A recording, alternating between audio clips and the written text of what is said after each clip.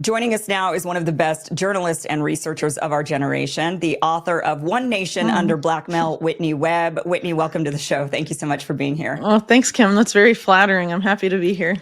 Well, you are. The truth is the truth. And Whitney, I speak the truth. And you are one of the best researchers and journalists of our generation, for sure. Thanks. Speaking of which, recently, Ian Carroll was on Joe Rogan, and he mentioned you. And this made a lot of, he talked about you. He then went to social media and talked about you. And you clarified some things that you felt like were not represented correctly in that obviously very widely seen interview on Joe Rogan, which I don't know why you haven't been on Joe Rogan, quite honestly. That's, I have ideas. Hey, Joe, get Whitney on. Yeah. If there's somebody to be, what do you think? Do you want to share why you think you haven't been on? Sure. Well, I know that he's quite cozy, really, to a lot of the big tech bros that have lined up in recent months with the current administration. And some of them I've been critical for a long time, sort of the Peter Thiel, Elon Musk, more broadly, the PayPal mafia network, obviously very associated with the UFC network that's owned by Ari Emanuel, and some of those figures that I've been pretty critical of in the past. So I would assume, it's sort of related to that, because a lot of the people that he's tended to have on, at least lately, tend to be pretty much across the board very supportive of PayPal mafia involvement, intimate involvement in government, and I am not. So I would assume it's somewhere along those lines, but, I'm not necessarily involved in those decisions. And I don't know if I'd necessarily blame Rogan personally either, who's been actually rather complimentary of my work and has mentioned it several times on his show. But ultimately, very large podcasts like that have people that are involved with guest booking, for example, and may, make decisions that Rogan isn't necessary, or, turn down guests that Rogan might want to have on. I mean, who knows how those things really operate. Right. It might, the reality of it's probably not him making a lot of those decisions. He's probably very busy. And it's not that he's not the final line. I'm sure he is, but you can only control what your staff brings to you.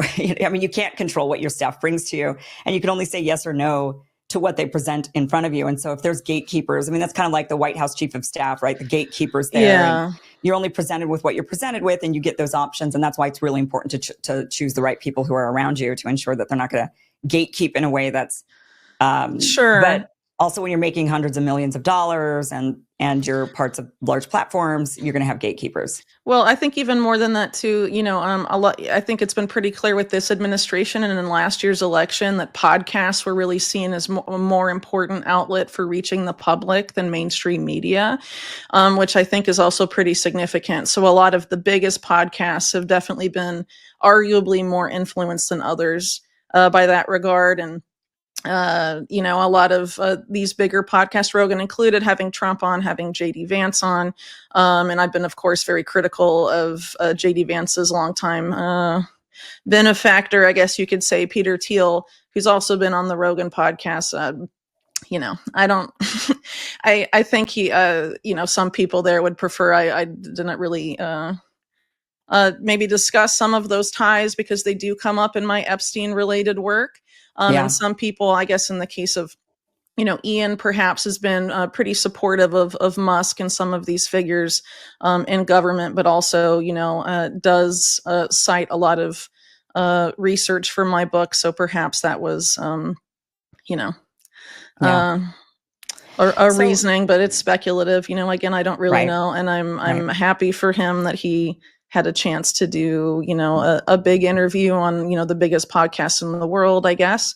But as you noted, I did have some criticisms, but as it related specifically to my book in my work, because I felt like some of the things that were conveyed weren't necessarily 100% accurate. And so because that's seen by so many people, and I'm not really doing that many interviews right now, and I'm not as active maybe as I used to be on social media and things like that, obviously people are going to develop conceptions and opinions about my work that are being given by someone other than me. And so I felt it was necessary to kind of I don't know, clarify a few things. And the thing that you wanted to clarify was that you've never made the claim that Epstein was Mossad.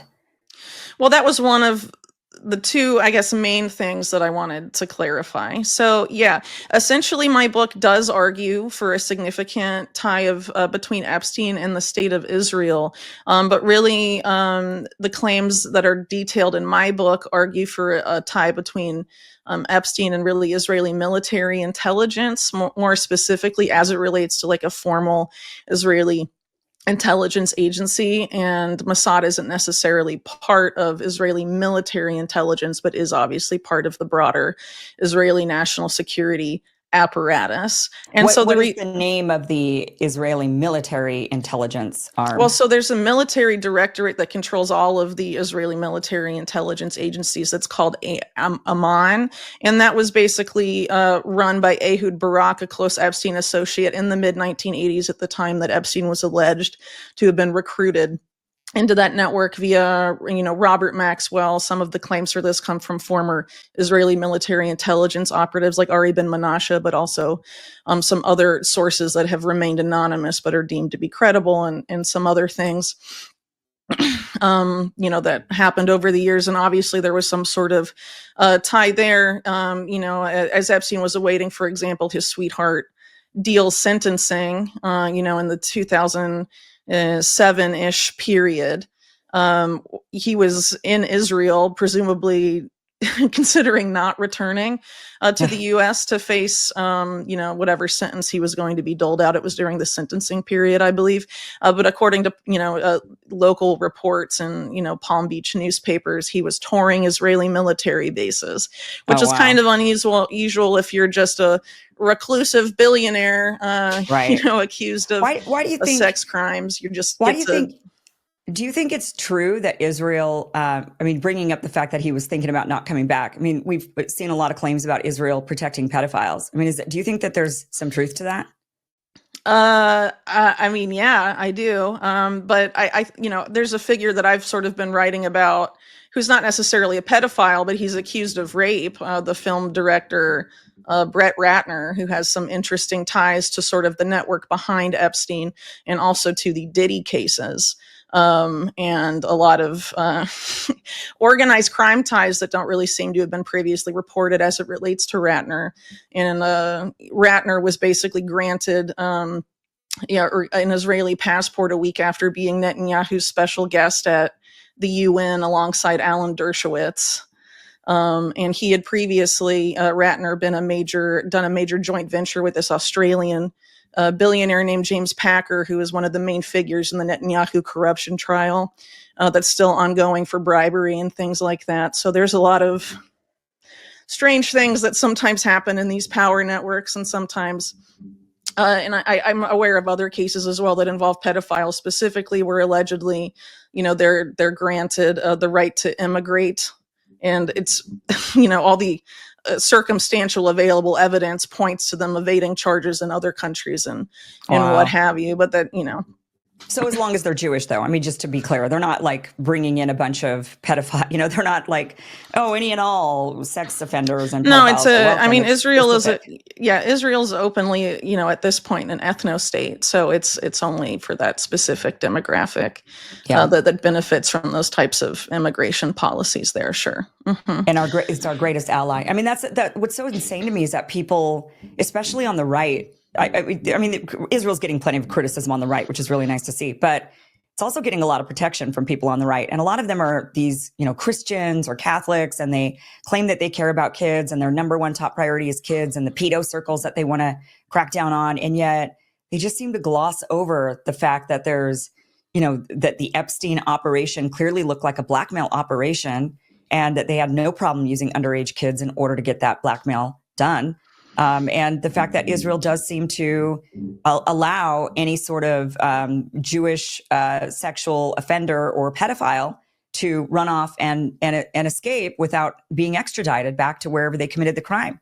I mean, how can people defend this? I just don't understand the defense. I understand Congress and them being bought off, right? I understand the big money interests. I don't understand the average commentator and why they're I mean, unless they're also being paid too, which is very possible. Well, I think these days a lot of influencers are being paid, and there are, scandals that have sort of mini scandals, I guess, that have sort of come out to that effect. But, as it relates, just the Epstein scandal alone, depending on what side of the political divide you fall on and how easily manipulated you are, like what influencers or podcasters or whatever that you follow, there's efforts to link Epstein to certain names specifically. So in the right, a lot of people tend to look at Epstein as, Epstein and Bill Clinton, Epstein and Kevin Spacey, Epstein, and just specific names. And then, of course, on the left will be a more focus on Epstein and Donald Trump and figures that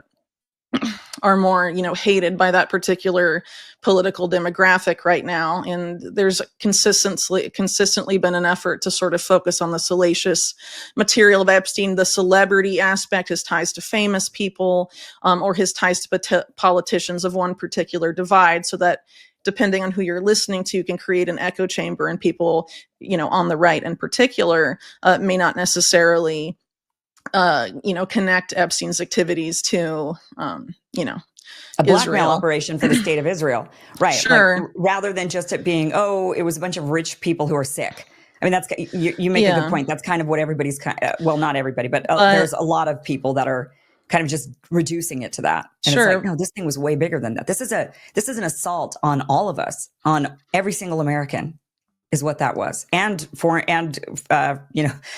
Europe as well. They collected a lot of blackmail on Europeans also, not just the United States. Well, I mean, it's a global thing, and it's been going on for a very long time. But I do want to go back to why I chose to clarify this in particular on Twitter, because as we've just talked about, I do absolutely think there was an Israeli state connection in some capacity, even if not Epstein being directly affiliated with, Mossad as an agency. But I do basically what the thesis of my book is something much broader than that. I basically argue that Epstein was part of this transnational network that's also really transgenerational. That was created through basically this fusion of organized crime interests and intelligence agencies going back to the 1940s. And this, of course, would predate the existence of the state of Israel, which wasn't created until 1948. And these networks had already essentially come together by that point in time. And, I essentially argue that there's a significant amount of CIA ties, U.S. intelligence ties as well in this network, and that, they're transnational in scope. And a lot of the organized crime network that's affiliated with this spans, has a lot of interests in both the U.S. and Israel, but also, has expanded through partnerships, for example, between people like Robert Maxwell and Simeon Mogilevich to Eastern Europe, Russia, and beyond. And I think a lot of the stuff, for example, that sort of percolated up what was true about the stuff people were trying to go after Trump for in Russiagate was really more related to this specific organized crime network. But you can't go deep enough to prosecute anything without coming up with ties to powerful people in Israel and also the U.S. And it's ultimately, affects, at least as it relates to the U.S., both parties very significantly. Yeah. And I talked a lot about in my book about this particular network of oligarchs based in the U.S. That have been referred to by the Wall Street Journal as either the study group and the mega group, and how they seem to have a lot of influence over what Epstein was doing, and also, the governments of both countries, and pretty much most of the known members or earliest members of that group, including, Leslie Wexner and Charles and Edgar Bronfman, have historic, if not continuing ties to organized crime. So I basically make a much bigger case than saying Epstein was Mossad, for example. I think just saying Epstein was Israel is kind of reductive, because in trying to, if you really are interested in sort of informing people and with the intent of undoing this power structure's control over society, you have to understand that it's much bigger than any one nation state. And I think also, just like people trying to say Epstein was CIA, or for example, without mentioning Israel, it can be kind of myopic. You're absolving one of the other intelligence factions that was absolutely involved, and sort of taking people away from the fact that power the power of these networks is transnational. It's not exclusive to a single nation state. Yeah. And I think, those are ultimately important points. And what the evidence shows about Epstein is that he's tied to this particular network that knits together organized crime like oligarchs with intelligence agencies, and the influence that those networks have had, not just on Epstein's own network, but how Epstein, is basically middle management or a force for that broader network, and how he's making ties, for example, with every single major big tech CEO of importance. Obviously, Bill Gates got a lot of the focus, but, Mark Zuckerberg, Peter Thiel, Elon Musk, Jeff Bezos, Sergey Brin, Larry Page, all of these people had some connection with Epstein. Oh. But I mean, we do have to start really, somewhere with it. I understand what you're saying, that this is a collaboration there's a lot of different powerful people with a lot of different powerful interests, and it spans the entire globe. And so it's not just, you can't just reduce it to Israel's influence on all of this. I mean, Israel can only have so much influence. So as long as, you can only blackmail people so much. A lot of it has to be them wanting to be a part of whatever it is you're doing, because they've got their own agenda, their own interests in whatever it is that they're, if you're an oligarch and you're going to make a bunch of money, you don't need to be blackmailed, right? I mean, you could just of course, the blackmail helps to make sure that you're on the hook, but it's certainly, if you have your own interests, then it's even better because you're motivated. And so I see what you're saying, that this is like larger than just one intel agency or one nation. But I think the thing that makes it most offensive about Israel, because I do think we have to crack down on all of the influence, the oligarchy, the power structures that are everywhere. And I understand that they're harder to pinpoint and suss out when they're not as, a country is easy to say, all right, a country has been controlling, and a country has been blackmailing. But who controls the country, right? Yeah. But I think what makes it the most offensive, what makes Israel more offensive, just blatantly, is the fact that what they're getting at. I mean, it's one thing for like Elon Musk or Jeff Bezos or Peter Thiel, like here in the United, these are Americans. I think they're all Americans, right? Have they all gotten American citizenship? I think. Well, sure. At this point, they have American citizenship. Yeah, not all of them are, but yeah. Mm-hmm. So they're Americans who, they're siphoning perhaps the world or the American people for resources to an American company. I think and for their own control and their own money. And I think we can all say, yeah, we want to crack down on that because we don't want to be controlled or surveilled or have this kind of thing over us. But I think it's less offensive than a foreign country controlling us. And not only that, not only are they siphoning resources from us, but they're waging war. I mean, we're going to war on behalf of them. We're killing kids on behalf of them. And sure. that is, I think, extra perilous. That causes us to focus more on Israel. And it's like, if we could just, I kind of wonder if we just rooted that out, and if we expose the fact that they've been able to blackmail our nation and our politicians and everybody, then we could at least start there and say, all right, let's start with the foreign country that's causing us to kill kids. And then from there, once we unravel that, then we could say, oh yeah, now all these players are also connected to all of these other things that we have to unravel. Sure. But unfortunately, it's a little more complicated than that. I'll give you an example. So like Leslie Wexner's philanthropy at a time when his tax attorney was shot in the face and it was deemed linked to organized crime, and Leslie Wexner was tied to organized crime by Columbus. Ohio reports he, was creating the Wexner Foundation, and one of the main focuses of that was not just training up Jewish American leaders in the United States, but also, people that would later go and serve in the government of Israel, and greatly influencing them through, the Wexner Foundation's Israel Fellowship and things like that, and later teaming up.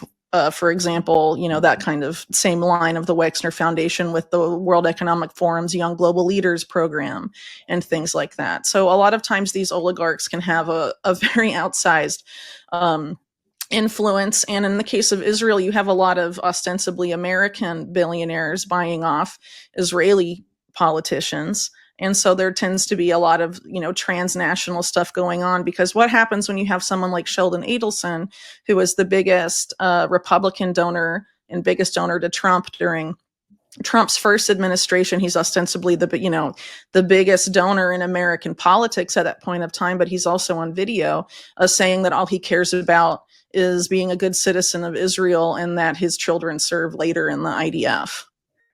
It ultimately, you can pinpoint perhaps, some of this coming from the intelligence, apparatus of Israel. But when you also have political power and politicians being essentially dominated by money flows, by billionaires financing both countries, because Adelson also, couldn't directly donate to Netanyahu, but bought entire newspapers to promote him in Israel domestically, basically de facto donating to him. Yeah.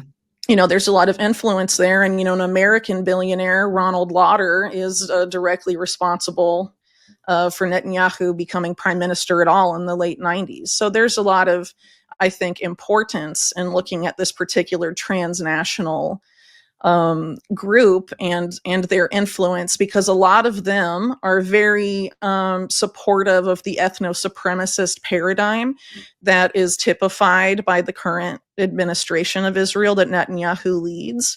And obviously has been kind of a force in Israel for some time. But I think it's, they're very active in promoting that ideology, and they're big funders to organizations like the ADL, for example, that train the FBI in what constitutes a hate crime or hate speech. And now that you're having, for example, the current administration move to criminalize certain types of hate speech, targeting a specific group, and the ADL also has ties to, the state of Israel as well as this transnational organization. It becomes very problematic for both countries. So, I don't know. I think it is a lot more complicated than just trying to blame one nation state, because you can try and go after Israel for that, but you're not going to be able to unless you realize that a lot of the power structure that enables that activity in Israel, has a lot of antecedents with, entities or people based in the United States. That's where it gets really tricky, because there's so many, and that's like the problem with AIPAC, right? Is that their excuse is, we're Americans, so we're allowed to donate to the political, and just like Sheldon Adelson saying that he's like a devout Israeli, but he's an American, and so he was allowed to donate to our political system. Yeah. And that's so that makes it quite complicated. Well, I mean, if you look at, history too of some of the most scandalous CIA operations of the last several decades, a lot of them were done jointly with Israeli intelligence. And so if you are interested, for example, in tackling the quote unquote national security deep state of the United States, it is completely tied up with the intelligence agencies of Israel at this point, to the point that, I've been arguing in some of the work I've done for probably over almost a decade now, that really the U.S. has a binational security state. And then again, the military and intelligence apparatus's dependence on a lot of, Israeli intelligence cutouts, arguably, and cybersecurity, a critical infrastructure and other things. It means that you can't really talk about separating the ties of the U.S. from its ostensible greatest ally without looking at those points. And so there's been a major effort to try and kind of prevent that separation from really even being possible. But a lot of it is made possible by these moneyed interests that greatly influence both countries. But again, it's broader than the U.S. and Israel, but you can see it very significantly by looking at the oligarch networks of those two countries in particular. Yeah. I mean, it's a matter of national security, but at this point, because they've infiltrated our national security so deeply, like you've mentioned, that it's like, how do you unravel the two? But that's why they keep saying they're our greatest ally, and the rest of us are like, why exactly? I mean, what exactly have they ever done? But our national security apparatus, I would argue, was compromised before Israel was even created by these organized crime interests, which was really a specific faction of organized crime that grew out of what was referred to once as the National Crime Syndicate, which was really a meeting of the Jewish mob and the Italian mafia, Mayor Lansky and Charles Luciano. Before that, organized crime in the U.S. had sort of been separated in ethnic silos. right? So there's the Irish mob, there's the Jewish mob, there's, it's by nationality or ethnicity. And they sort Right. of broke that model down and became infinitely more successful than everyone else. But you could argue also that after Luciano was, deported to Europe and all of this, that really the Lansky syndicate ended up taking all Being the more in chips. control. So do you to think that's speak. what happened to JFK? I mean, do you think that the reason why he was killed was Israel or Jewish lobby or mafia, the Jewish mob and the Italian mob? So I'm not an expert on the Kennedy assassination, because it's one of those things that you have to spend years, I think, becoming an expert in the topic to really pontificate about it. Yeah. But I have obviously brushed up against various entities that have been blamed by other researchers who have taken that time for having at least some significant role in the Kennedy assassination. And ultimately, I think it's the same network that I argue was behind Epstein, which is a meeting of U.S. intelligence interests and Israeli or Zionist intelligence interests in organized crime. But if you see that, in World War II, the U.S. intelligence apparatus formerly teamed up with the specific organized crime network. And then that organized crime network armed the Haganah, the precursor to the IDF. And then a lot of these organized crime like billionaire families that are still prominent, like the Bronfmans, furnished Israel's early national security state with, what would now in today's money be billions of dollars in weapons. It kind of starts to make more sense of how we ended up here, so to speak. So if our interest is really to interrogate, power here and where a lot of, what we're observing today, where did it come from? We have to understand the history and realize that this is basically something much bigger than any one nation state. And in order to sort of understand how we can extricate ourselves from it, we have to have a pretty good idea of what this power structure ultimately is, right? How do you not just get I listen to you and I just think, I give up. I mean, there's no way we're never going to take it back. We're never going to unravel this. It's too powerful. Just live a nice life, go garden and give up. I mean, how do you? Well, I think you can live a nice life and garden and also not give up, which is what I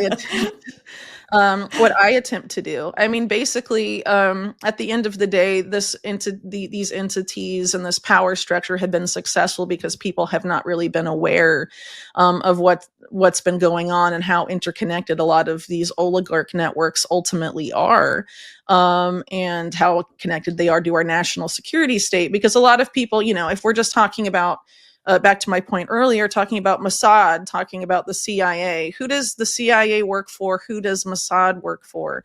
In the case of the CIA, it's very clear that it was created by Wall Street bankers who entered into questionable alliances with organized crime, and bankers and organized crime are both ultimately interested in expanding their rackets and is making as much money as possible.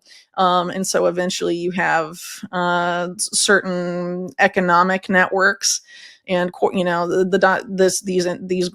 these alliances dominated what is now corporate America, the multinational corporation. That's who the CIA has, throughout most of its history, conducted coups on behalf of.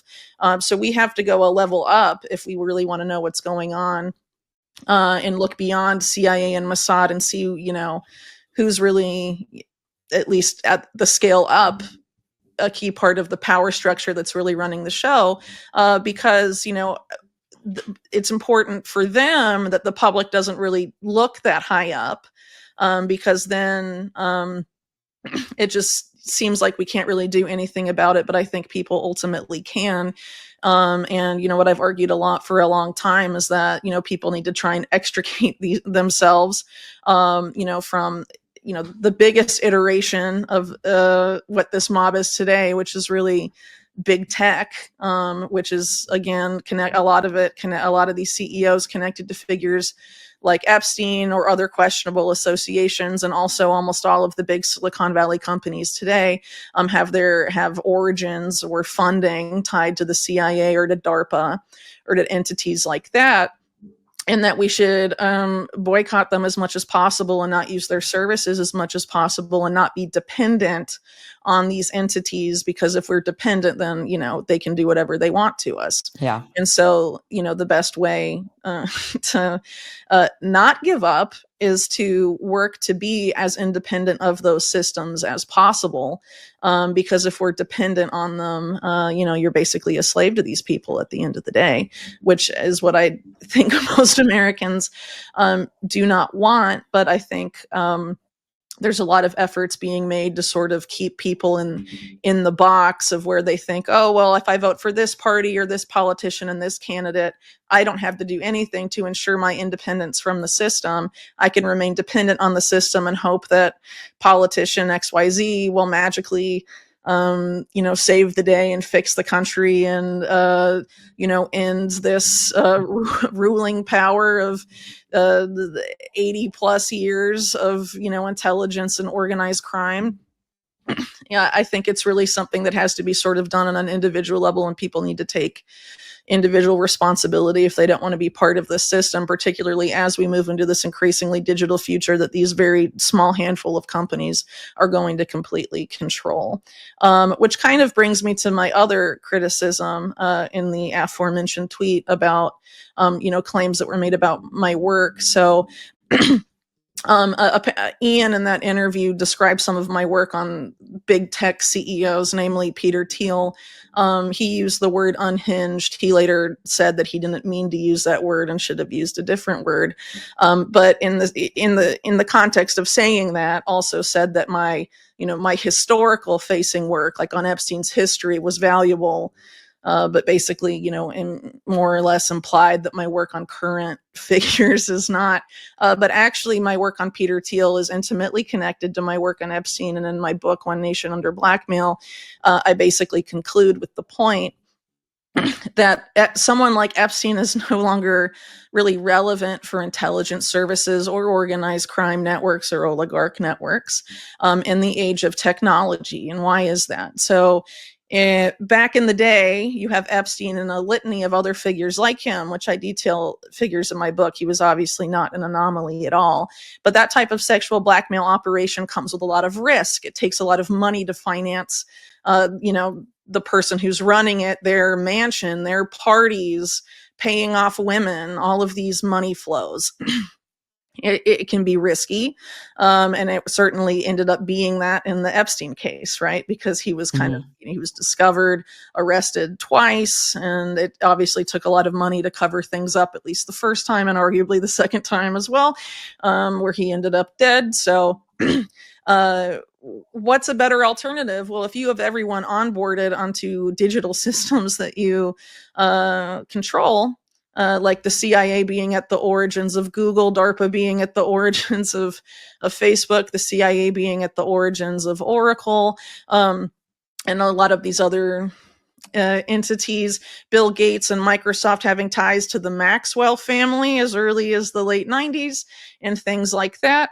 And obviously Gates and Epstein, what does that ultimately mean? Like, I think, at this point in time, we've learned through either whistleblowers or other means that intelligence agencies access or can access pretty much any part of our digital footprint, no matter how secure we tend to think it is. And that's like with revelations about, ostensibly secure messaging apps like Signal being compromised or having had some sort of military funding in its origins or what have you.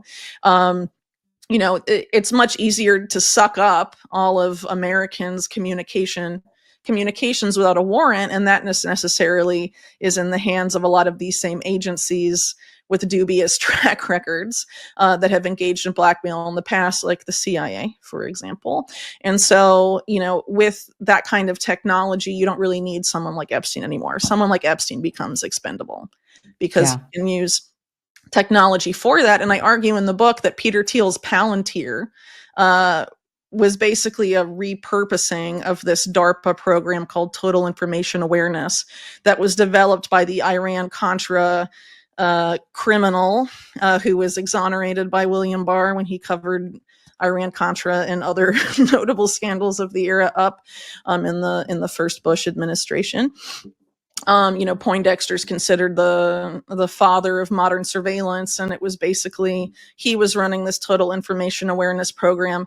Peter Thiel and Alex Karp came to him, being connected through Richard Pearl, who has longstanding ties to the state of Israel and also the U.S. neoconservative movement, and also Netanyahu. Basically, bringing those together, looking for a way to privatize total information awareness after it came under congressional scrutiny and was ultimately defunded by Congress because of private outrage that it would eliminate the constitutional right to privacy for all Americans, which is absolutely true. But the outrage disappeared when it was entirely a private company, and Palantir was incubated by the CIA. The CIA was its first customer for its several years. It was a client, and now it's a key part of, IDF AI mass slaughter in Gaza. And has been a key part of the U.S.-Israel relationship since then.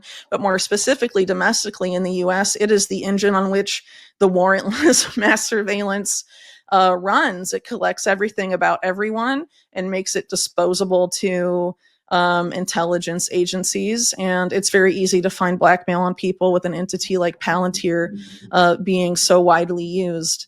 That to me is really scary. The fact that, with the internet, and everybody's on the internet, and also people can plant stuff on your devices. They can. Another great point. It's true. So we're all blackmailable, unfortunately, at this point. The digital era has certainly changed things, and I think that's why it's very interesting that you have sort of Epstein, after his first arrest, pivot so much towards Silicon Valley and these, major Silicon Valley CEOs whose companies were built up with national security state involvement. You have someone like Epstein, who was tied not just to sex blackmail, but arms trafficking and money laundering for intelligence, being involved with these people to a significant degree. I mean, some of these big tech CEOs like Sergey Brin and even Elon Musk were subpoenaed or attempted to be subpoenaed as part of the USVI JP Morgan case, for example, that was settled to keep the trial from happening, to keep all of that evidence out of court, arguably. But it's very problematic. And by the way, JP Morgan, Jamie Dimon, the reason Jamie Dimon is CEO of JP Morgan is because of two of these mega group billionaires, the Crown family and Leslie Wexner, because they installed him as head of this Bank One, that later merged with JP Morgan, and after the merger happened, Diamond's in charge of JP Morgan. So it's really shouldn't be any surprise that Epstein did so much banking for his, trafficking operations with JP Morgan in particular. But again, not a lot of interest in looking at that, but a lot of these entities have so much influence over so many industries. And so, again, I think just focusing on specific intelligence agencies, it's important to understand that there's a lot more going on than just that. And ultimately, those spy agencies are working for somebody and are controlled by some buddies, right? Yeah, I give up. I'm just going to go start gardening. I don't know. It's just that the web of it is, and you bring up a great point when it comes to tech. And I don't know how anybody could ever call you unhinged, quite honestly, or any of your takes unhinged. I mean, you're so well researched and you're putting everything together so well. And, I understand that people don't want to look at somebody like Elon Musk and think, oh, this guy has, because he just seems so innocent in the way he talks and the way he is. And I think that's true. Well, a lot of people, he's the richest man in the world. And right. I'm sure the richest man in the world can afford people that, help brand him online and right. tell him what to wear and how to style his hair and what memes to post and all sorts of things to reach out to the common man. But I think there hasn't been a lot of interest in a lot of prominent media figures and really looking at really any of the PayPal mafia types, namely Musk and Peter Thiel, who in the context of this administration are highly significant figures. Yeah, I don't think people really want to pay much attention to the PayPal mafia because they like everybody in the PayPal mafia, mostly. Like there's a lot of personality there that people follow and like, and they think that they're going to come in and save the country. And they're using a lot of that language. Yeah. And I think in some ways they are, because you always want to throw like something good at the people in order to get them on your side. And then you're doing some other things that maybe the people wouldn't agree with, but you just don't talk about it and you hide it, right? Like all the surveillance stuff, the tech stuff, the fact that the military industrial complex has moved mostly into the tech sector. And so now Silicon Valley and national security are absolutely fused. You can't tell where one ends and one begins anymore. It is absolutely a public-private partnership. 100%. But I think people got outraged, especially during the COVID era, at the public side of the public-private partnership, that now the focus of which side of that is meant to build trust with the public has shifted to the private sector.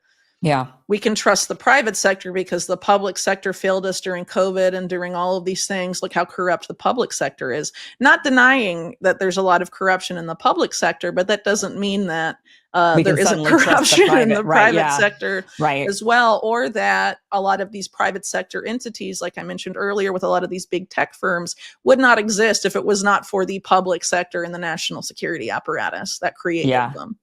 That's what makes me not trust Elon, is the fact that he has all those government contracts, and he has a lot.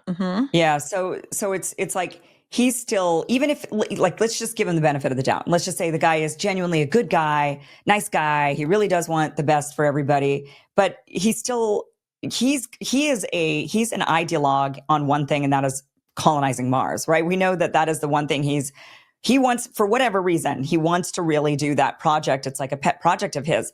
And it's when you get into those pet projects, like Bill Gates, who I think had the pet project of, I want to be known as saving the world, rather than just the Microsoft guy.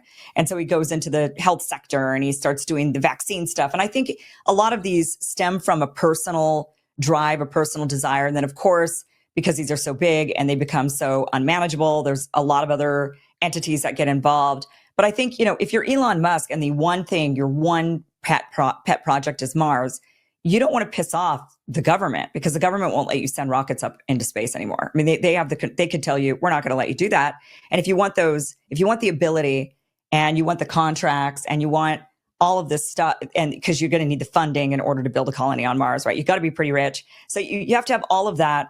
I think people underestimate how willing people are to compromise in order to achieve their own personal pet desire or their own, what they believe. And we see that even like with the Zionists, for example, Christian Zionists, who many of them are not bought off by Israel at all. They don't need to be. They were inadvertently, without them realizing it. Their churches were infused with a lot of money. Churches run on donation. A lot of donation was pumped in by Zionists that then told the preachers, go and preach Zionism basically to all of your people and get them to believe. And then they became believers. And then it's like they just genuinely believe it. It's in their soul. Like, I kind of wonder if Mike Huckabee's that way. He's just so pro-Israel that I'm like, is this really, are you bought off, or is it just a zealotness from your religion? And I think it might be more of the zealous.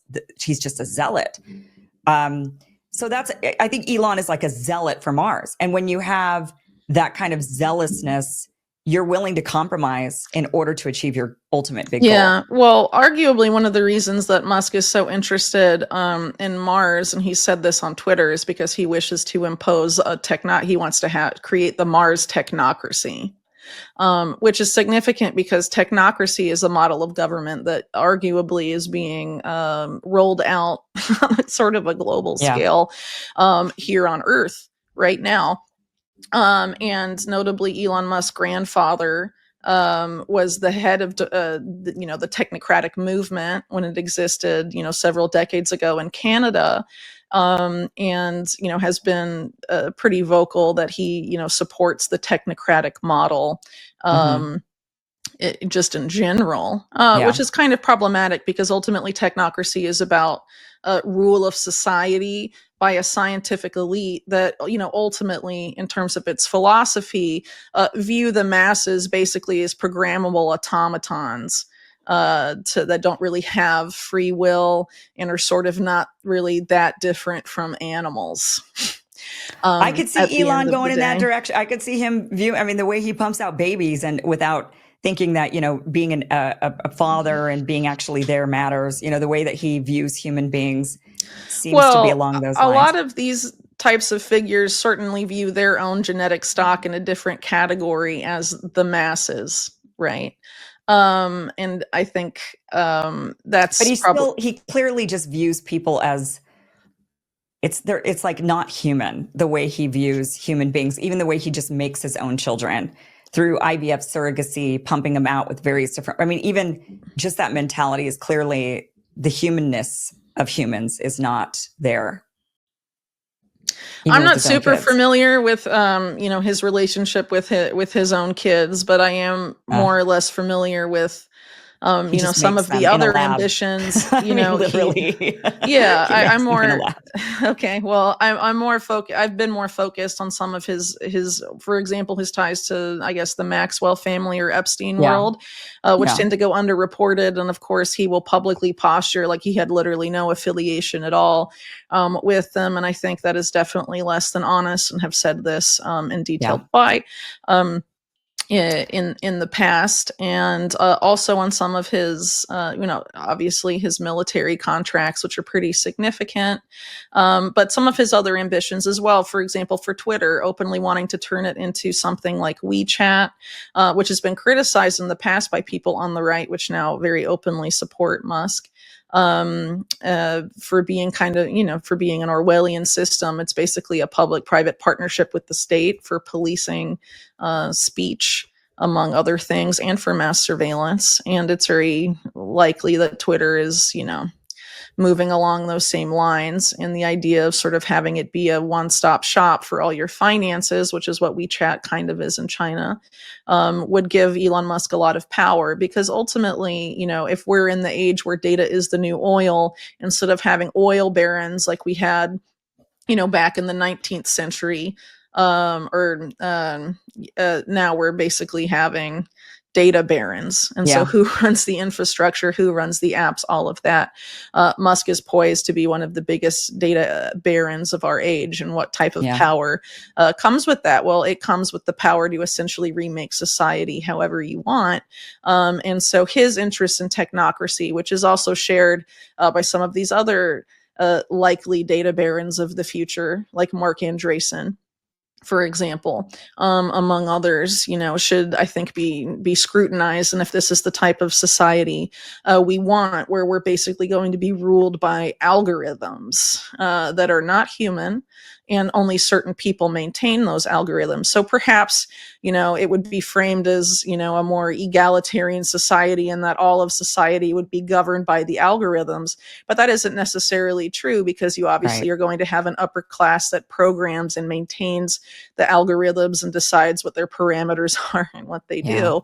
And this is basically outlined in this book by the former Google CEO Eric Schmidt and Henry Kissinger, that this will inevitably happen when AI takes over government. And you could argue that a lot of the efforts being made by Doge, and I'm not going to say that I'm not defending the stuff they've been ostensibly exposing, because obviously there is a lot of corruption and pork, just like there's pork in the spending bills. Obviously there was plenty of that in the type in the public sector. And I don't really think it should be that surprising. But the question is, what is that? What changes is that used to justify? And pretty much across the board, it's putting, AI in greater control of government. So if it's your AI, for example, in the case of Elon Musk, Grok, right? Or if it's OpenAI in the case of Sam Altman, and your algorithm has replaced the jobs of 20,000 people, then you have arguably the influence that those 20,000 workers had on the organization that's employing you, or now your algorithm. So, there's a lot of things to be discussed here. And even if people like Elon, it's very complicated to argue that you're furthering the cause of liberty and freedom and all of that when you're centralizing power to such a significant degree and cheerleading that on. And also a lot of policies that Elon Musk has long championed, the right doesn't like carbon pricing, carbon taxes, things like that. Actually a lot of public policies that Musk has long supported are policies that have long been supported by entities like the World Economic Forum. But now, it has a very different sales pitch behind it. A lot of these policies are being framed as libertarian, but there's a lot more I think people should look less at the sales pitch and more on what these policies functionally mean. So as an example, you have the political philosopher who's like the supposed house philosopher of the PayPal mafia, Curtis Yarvin. And Curtis Yarvin has a quote that could have come from Klaus Schwab or Yuval Noah Harari about how the masses need to be dealt with, and that it's a humane alternative to genocide to have people in pods plugged into a virtual world to entertain them and basically be like waxed like bees in a beehive, and basically being plugged into the metaverse or something. I mean, how is that really functionally different? I guess in Yarvin's argument, he would say, well, it would be a corporation or a gov corp, a governing corporation, or a public-private partnership, I guess, that would put you in a pod and control the metaverse, but isn't really that functionally different. And if people can be convinced to buy Teslas after that was the liberal car on the right, just to own the libs, I mean, I think it wouldn't be that hard to make a sizable demographic exist that would get Neuralink in a few years just to own the libs and things like that. It's kind of a slippery slope, and I think people sometimes are naive about how easily we can be manipulated, oftentimes through the engineering and manufacture of celebrities that are pushed in front of us. And the way that algorithms can do that now is extreme. Because they've harvested so much data about us, they have profiled us so extensively, they know exactly what to show you to get you to be persuaded about certain things, depending on what demographic you're in. We are definitely easy to manipulate and guide in the direction that they want us to be guided in. I mean, it's all very dystopian, Whitney, and I mean, you are a wealth of information. I really appreciate you being on and sharing with us your perspective on that and your research on that, because I think more and more people need to be aware rather than just following the cult of personality, which is kind of what we're seeing. And I've been really disappointed with people on the right for, seemingly champion, and for the last several years, seemingly champion bringing things back to the people, only to just human nature just fall back into the trap of just following along because we've been easily manipulated and we can follow the narrative. So Whitney, thank you again for being here. I really appreciate your time. We've got your book, One Nation Under Blackmail. The link is down below. You're also a contributing editor to Unlimited Hangout, and we have that link down below. You're not really much on X, but we do have the link so people can follow you there, even though you don't post much. But really appreciate your insight, your intelligence, your research, everything that you do, Whitney. Thank you so much.